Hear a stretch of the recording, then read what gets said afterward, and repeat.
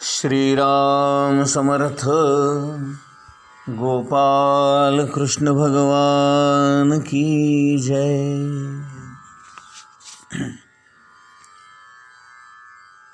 भगवान देवकी नंदन आणि बलराम हे दोघेही नंद बाबांजवळ आले.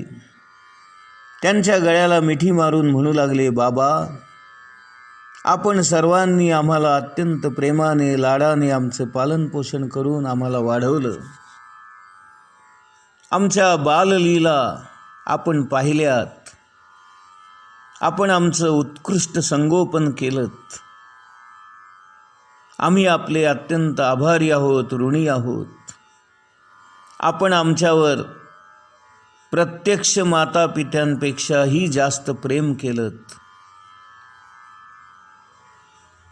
आता आपण वृंदावनामध्ये परत जावं आणि तेथील आपल्या साऱ्या सुहृदांना हा सारा वृत्तांत सांगावा. तुम्हाला भेटण्यासाठी आम्ही पुन्हा तेथे येऊ, असं सांगून भगवंतानी नंद आणि इतर गोपांची समजूत काढण्याचा प्रयत्न केला. भगवंताचे हे बोलणे ऐकून नंद बाबांनी अत्यंत प्रेमाने दोन्ही मुलांना छातीशी कवटाळले. अश्रुपूर्ण नेत्रांनी त्यांना भिजवून टाकलं. त्यांना घट्ट आलिंगन दिलं. भगवंताचा निरोप घेऊन ते इतर गोपांसह गोकुळामध्ये वृंदावनामध्ये परत गेले.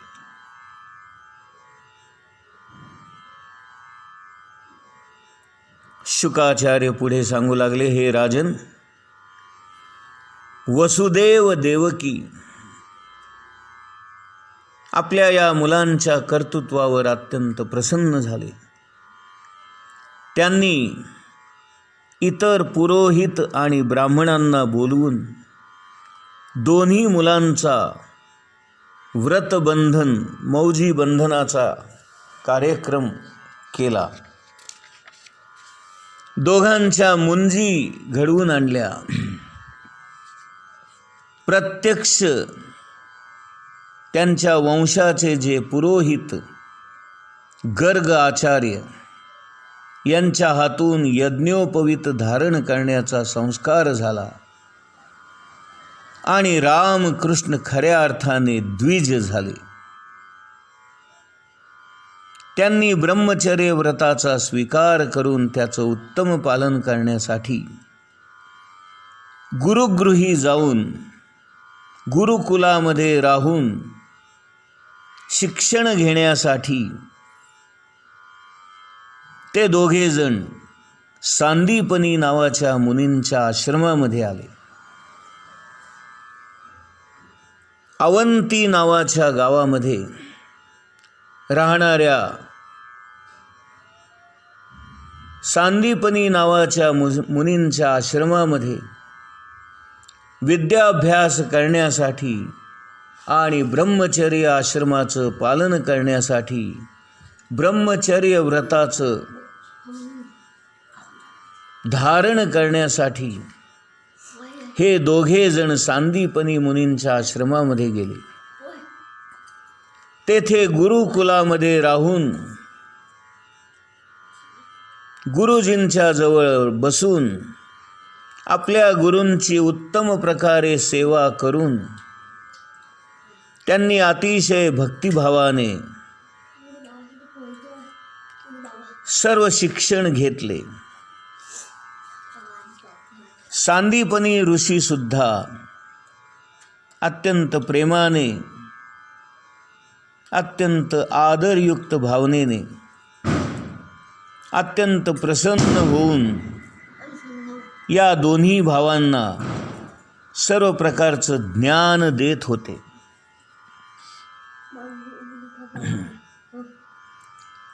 सांदीपनी मुनींनी वेद, उपनिषद, शास्त्र, पुराण, तर्क या सर्व गोष्टी आणि त्याचबरोबर राजनीती या सर्व गोष्टींचं शिक्षण दिलं. हे राजा परीक्षिता, भगवंत हे मुळातच स्वयंपूर्ण ज्ञानी होते.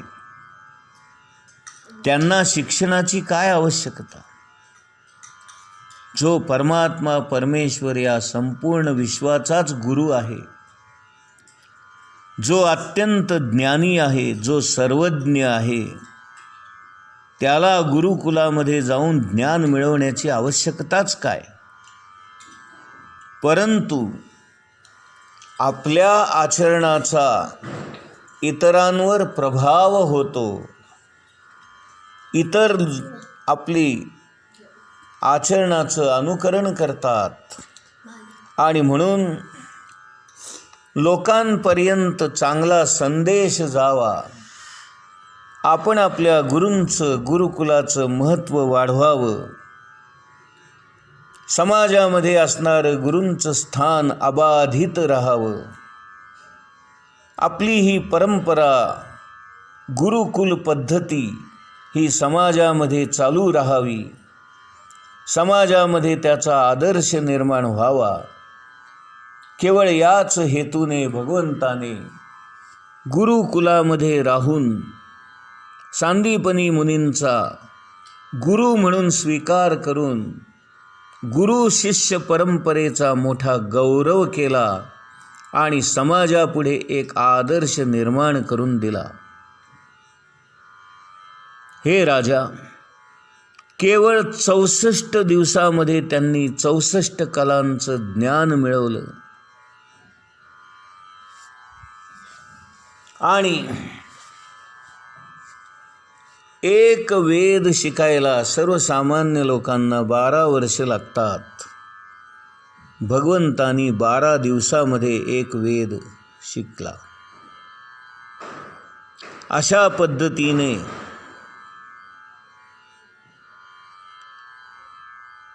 सहा महिन्याच्या काळामध्ये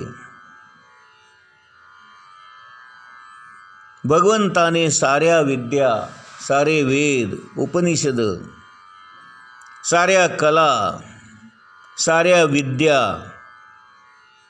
यांचं ज्ञान प्राप्त करून घेतलं. सांदीपनी मुनींनी हे सारं ज्ञान त्यांना इतक्या तत्परतेने आणि इतक्या लवकर दिलं, याबद्दल भगवान श्रीकृष्णांनी गुरुदक्षिणेविषयी प्रार्थना केली. सांदीपनी मुनींना काय गुरुदक्षिणा घ्यावी हे काही कळेना, परंतु त्यांना भगवंताचा पराक्रम माहीत होता, त्यांच्या लीला माहीत होत्या, त्यांचं सामर्थ्य त्यांना माहीत होतं, त्यांची अलौकिक बुद्धिमत्ता, त्यांचं अचाट साहस, त्यांच्यामध्ये असणारं वीरत्व हे सर्व पाहून आपल्या पत्नीच्या सल्ल्याप्रमाणे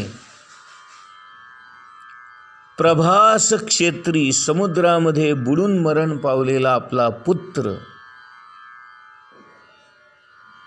त्याला पुन्हा जिवंत करून आम्हाला द्यावं अशी गुरुदक्षिणा सांदीपनी मुनींनी मागितली.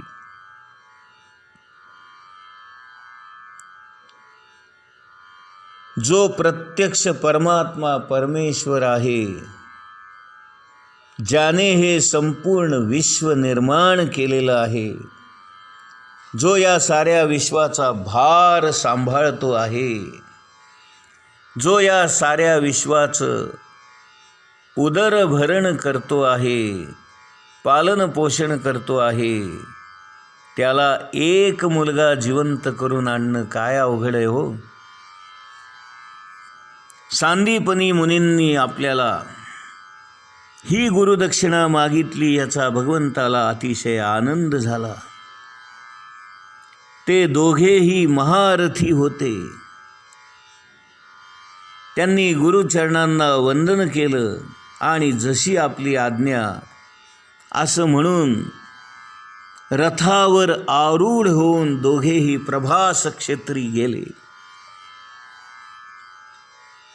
ज्या ठिकाणी समुद्रामध्ये तो मुलगा बुडाला होता आणि मरण पावला होता त्या ठिकाणी ते जाऊन पोहोचले. त्यांनी समुद्राला आज्ञा केली, हे समुद्रा, तू आपल्या मोठमोठ्या लाटांनी आमच्या गुरुपुत्राला घेऊन गेलेला आहेस.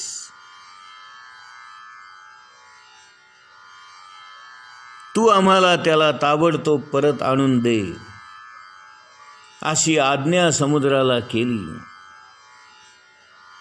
यावर समुद्र तेथे प्रगट होऊन भगवंताला म्हणाला, हे देवा, हे भगवंता, तो समुद्रामध्ये बुडून मरण पावला ही गोष्ट बरोबर आहे, परंतु त्याला मी नेलं नसून माझ्या पाण्यामध्ये पांचजन्य नावाचा एक मोठा दैत्य शंखाच्या रूपाने राहतो आहे आणि त्याने हा बालक नक्कीच चोरून नेला असणार.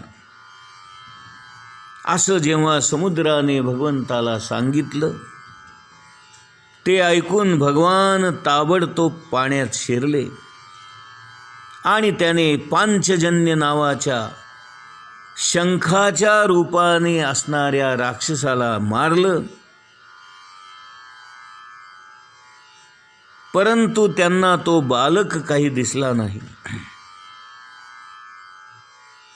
म्हणून भगवंताने त्या पांचजन्य नावाच्या राक्षसाचा शंखाच्या रूपाने असणारा हा देह भगवंताने आपल्या हातामध्ये धरून ते आपल्या रथाकडे परतले. पांचजन्याच्या शरीराचा शंखच त्यांनी फुंकला आणि भगवंताने अतिशय आनंदाने आणि प्रेमाने आपल्या हातामध्ये तो पांचजन्य शंख धारण केला. तेथून ते यमनगरामध्ये गेले आणि त्यांनी हा पांचजन्य नावाचा शंख मोठ्याने वाजवला. या शंखाचा आवाज ऐकून प्रत्यक्ष यमराज धावत पळत बाहेर आला. त्याने अत्यंत भक्तिभावाने विधियुक्त भगवंताची पाद्यपूजा केली आणि अत्यंत विनयाने भगवंताला म्हणाले, हे परमेश्वरा, प्रभू, आपण इथपर्यंत आलात, आपण एवढे कष्ट का बरे घेतलेत? मला आज्ञा करायची होती, आपण कशासाठी इथपर्यंत आलात? मी आपली काय सेवा करू?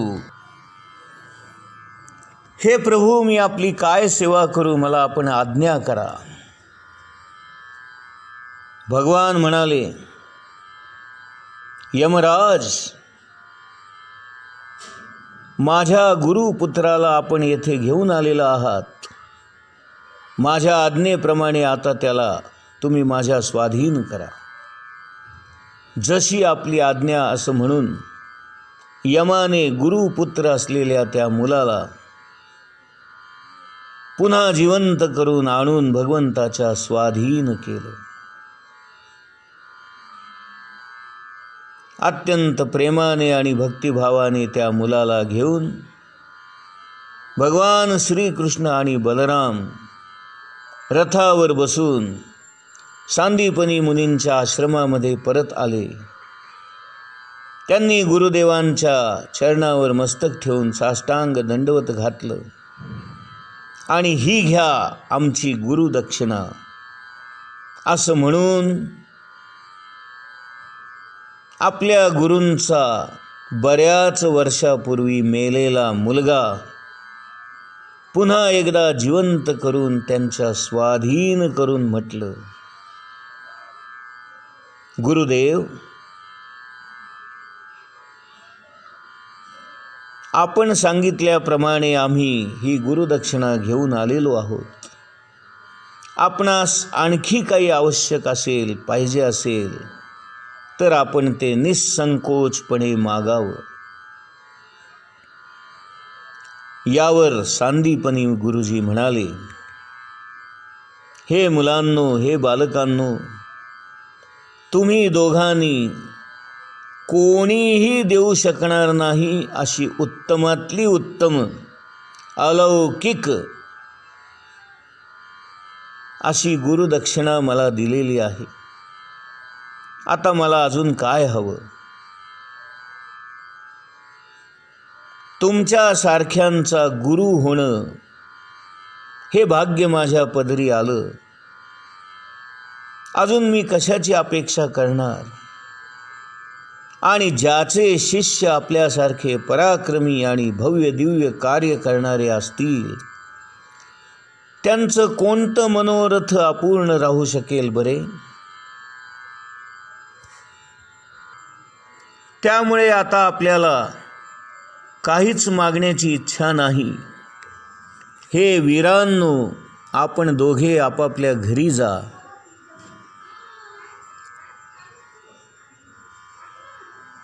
आपण पवित्र अशी कीर्ती तुम्हाला प्राप्त करून घ्या